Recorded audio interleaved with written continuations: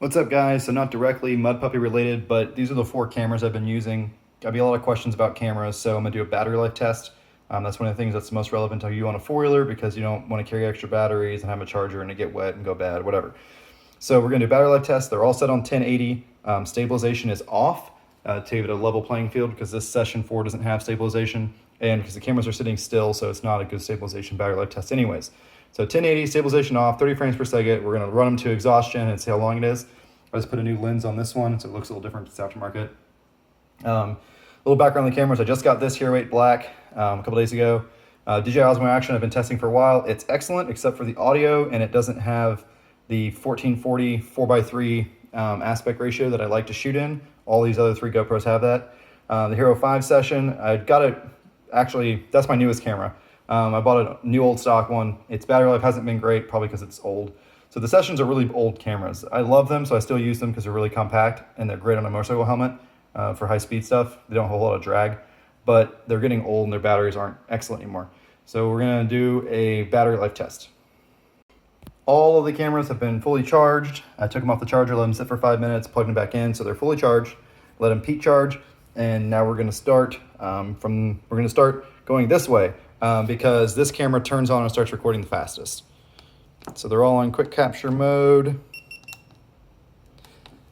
As you can see, the session 5 took a long time to turn on.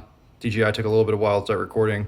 So that's at 6 agates, that's at 6 agates, that's at 10. So pretty interesting, the different speeds they power up. And I'll let you see the back. There's not much to see on the sessions. The screen will turn off in a minute on both of these. They're both on 1-minute timeouts. One other thing to note is that one cool thing about the DJI Osmo Action is it has an actual color front screen. The GoPro just gives you some stats. This one actually gives you a bunch of data on the front. All right, so we're gonna let them run and see what the battery life is. All right, we're about an hour in. Battery life check. This one's looking good. That one's looking a little worse. This one's looking real bad.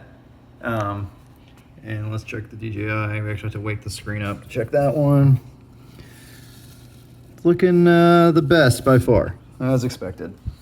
This camera's got awesome battery life. That's why it's my favorite, even though the audio is not the best. Really good stabilization and really good battery life. All right, the test just completed. Let me give you a summary of the results. In 4th place, we had the Hero Session 5 at 101 minutes. 3rd place, Hero Session 4, 110 minutes. 2nd place, Hero 8 Black, 120 minutes. And interestingly, the DJI only beat it by 4 minutes at 124 minutes for 1st place. That's interesting because when you're recording 4K with stabilization, the DJI has significantly better battery life. So I don't know if it's a more efficient stabilization or what. Also, these are all recording in H.264. This has the option to go to H.265 for everything. I turned that off to make it a more fair comparison, but there you go. 1st place is DJI, 2nd place, not far behind, is the Hero 8. 3rd place is the Hero 4, and 4th place was the Hero 5 session. But yep, battery life test, very cool.